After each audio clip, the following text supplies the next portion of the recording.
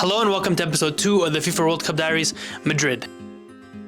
Picking off where we had just left off from last episode, I got a ticket from Lisbon to Madrid bright and early because Spain had just gotten knocked out by Morocco in the FIFA World Cup. I wanted to go out there and interview people and see how they were feeling about this loss. Now for me, Spain is a place that holds a lot of good memories, and it's a place that I love going to and traveling to. I studied abroad there when I was a little younger, and honestly, that was the first international experience that I'd say that I really took that kind of altered the way that I look at the world and kind of changed my perspective about a lot of different things. It was such a unique experience, and so when the opportunity presented itself that Spain was getting knocked out of the World Cup and I can go out to Madrid and visit some friends and go out and document, I had to jump on it. So I took my 7 a.m. flight, got in the Uber, where the Uber driver got really ecstatic because Portugal had just beaten Switzerland the night before. The driver was talking about how happy he was about the Portuguese national team and hoping that they were going to make a very deep run. And I got to the airport where I do a bad job of recording myself in these different places. I don't know why. I'll vlog and everything, but like getting B-roll footage, it never really crosses my mind because I'm a bit of an anxious traveler. I get a little nervous sometimes, so it slips my mind. But I jumped on this bright and early flight, landed in Madrid, and this is where our story continues. Enjoy. Hello everyone, welcome back. Currently in Madrid, Spain. Took a flight this morning super early. I don't know where I'm going from here. I booked a one-way flight to Spain from Lisbon. If y'all haven't seen, Spain just got knocked out with the World Cup by Morocco off of penalties yesterday. It was absolutely insane. Ashraf Hakimi, you have ice in your veins, dude. Man slaughtered one of the coolest penalties I think I have seen. But basically, I'm in the streets of Spain right now. I'm gonna try to find some people just kind of asking questions about the World Cup. Same thing, just kind of see how they're consuming it and see how they're feeling after this loss. Is there gonna be like a World Cup hangover of do they care, do they not care? But I'm gonna go try to find some people. Welcome to Spain. Let's have some fun. It's also very difficult sometimes going up and interviewing people. Hold on just 1 second. Hola, ¿hablas inglés or no? Do you speak English? A little bit. Okay. Yeah. I'll try this in Spanish and then we'll kind of go from there. But soy de los Estados Unidos. Are you currently watching the World Cup or no? Yeah, I returned yesterday from Qatar. Oh, what the fuck? Okay. Do you mind if I interview you then or no? Sorry? Can I interview you? I'm assuming. Yeah, maybe I don't understand some question. But okay, I will explain to you. If you speak slow, maybe. You can Okay, let's go over here. Let's do this interview. What is your name? Manu. My name is Manu. Manu. Okay. And are you from Spain? No, I'm from Uruguay. From Uruguay? Yeah. Okay, Uruguay. Okay. Why do you watch the World Cup? Why? Yeah, for you, ¿qué significa la Copa Mundial para ti? It's the biggest dream the biggest dream for a person who loves football. You feel and you can share this moment with con la gente de tu mismo país. Your people. And your family and the country is you make them proud. It's united and they make them proud. United. So it's the biggest dream for people who loves football. But how would you describe the atmosphere and how was everything out there for you? It's my first experience in a World Cup because I never had the opportunity to live a World Cup. And the best thing to me is that you had all the World Cup and all the visitors and all the tourists in the same city. Okay. So you can live all the matches. Maybe if you have the money, you can attend to the 4 matches in the same day because the distance was too short. It was an hour away from each other. Yeah, I think. yeah. Correct, So you have the trains and the metro was really good and arrived in time. So. Wow. In this part, for me, it was the perfect, the perfect part of the World Cup.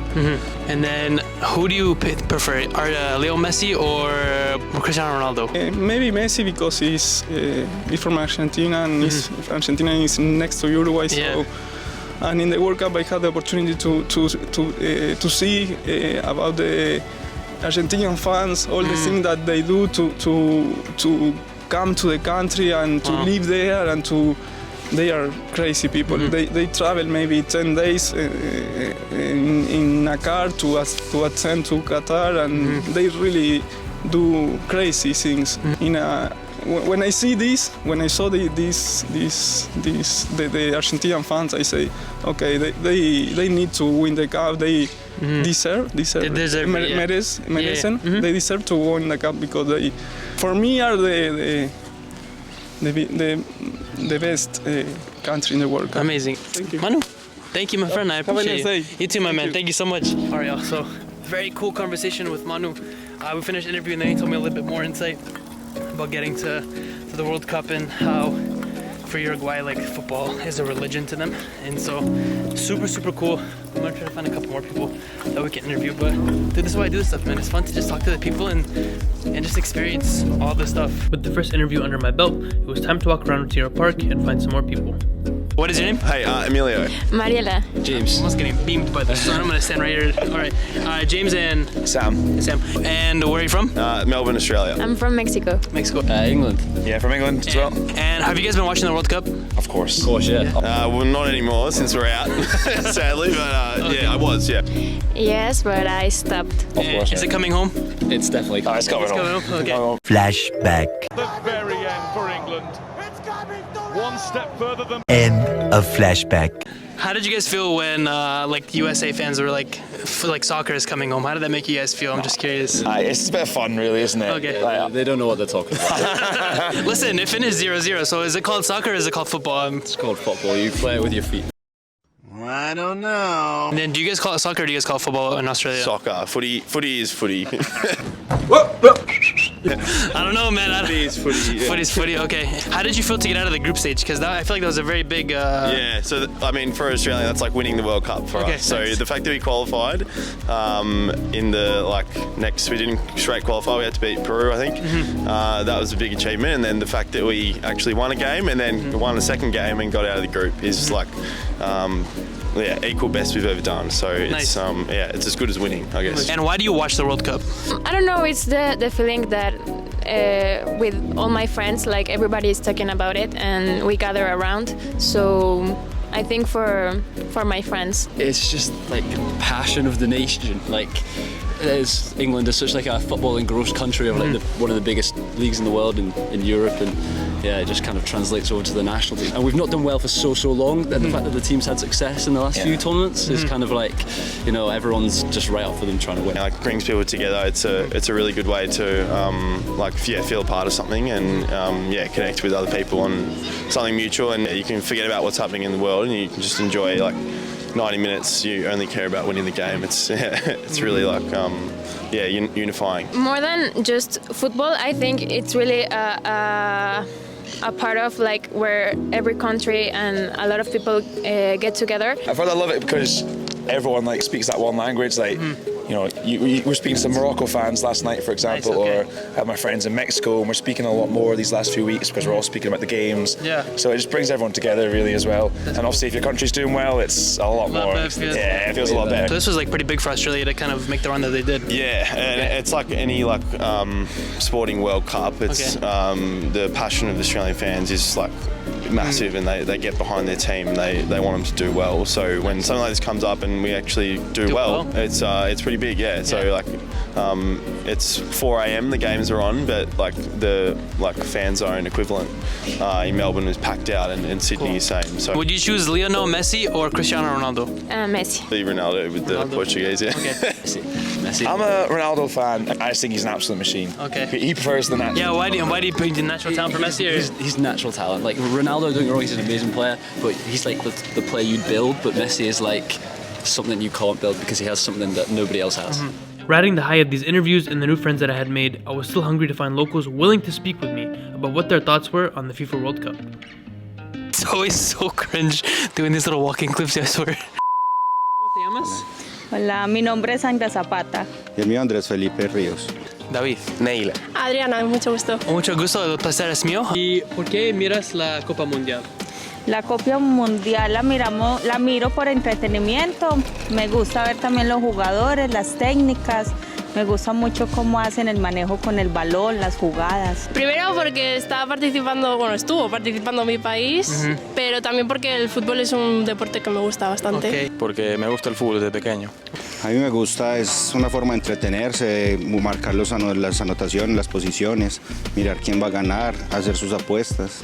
Es una de las competiciones más grandes, como lo dice, del mundo, y pues bueno, es una gran atracción para la gente y es lo más importante que hay en el fútbol, hay que verlo. ¿Y para ti qué significa este mes cuando los jugadores están jugando? Pues significa mucho porque es cada 4 años y relativamente es cada poco tiempo. y ver a tu país representar, pues es muy bonito. Para mí es la unión de los países al final, ¿no? La unión de las diferentes culturas, por lo tanto ese intercambio, juntarnos todos, celebrar. Para mí es un amuleto muy, muy grande. Yo creo que para cualquier persona lo es. Sí. Y bueno, o sea, es muy bonito verlo y disfrutar de ese campeonato tan grande. ¿Y cómo te sientes porque Colombia no estoy jugando en la Copa Mundial?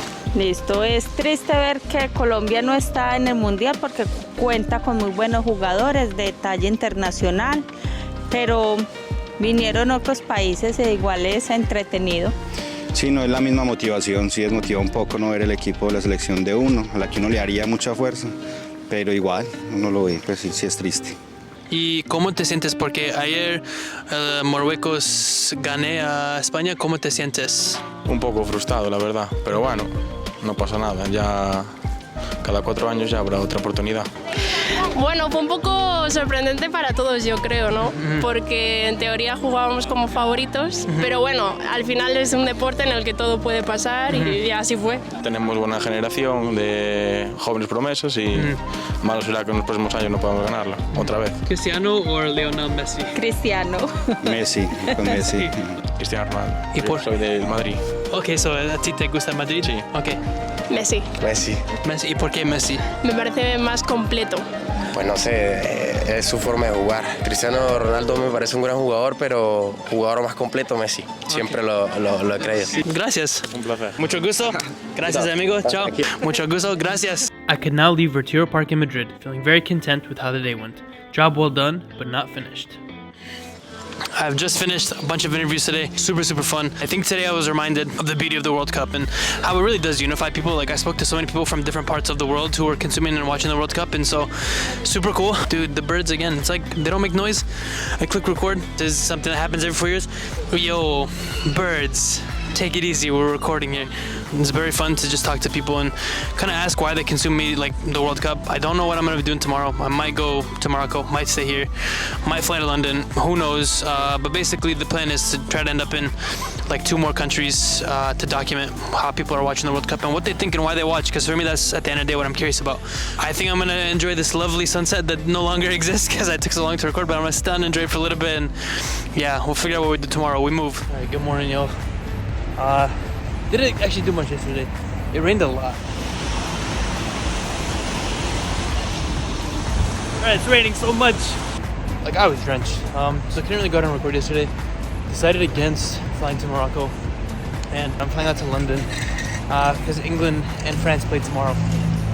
So I have also think I'm getting a little sick, but yeah, it's like 8 in the morning right now. I'm very tired. Sleep has been very hard to come by. I'm so jet lagged. Like I've been here for over a week now and I'm still very jet lagged. But I'm gonna catch up with my friend. And I'll see you guys either on the bus or right there. All things considered, my trip to Spain was a quick but productive one, filled with lots of good conversations and memories with friends. However, my sights would now turn to the UK and their big match against France. In the winter, how would I fare against the weather and these passionate fans? All this and more on the next episode of the World Cup Diaries in London. I hope you enjoyed Spain, and I will hopefully see you guys in the next video. Peace and blessings.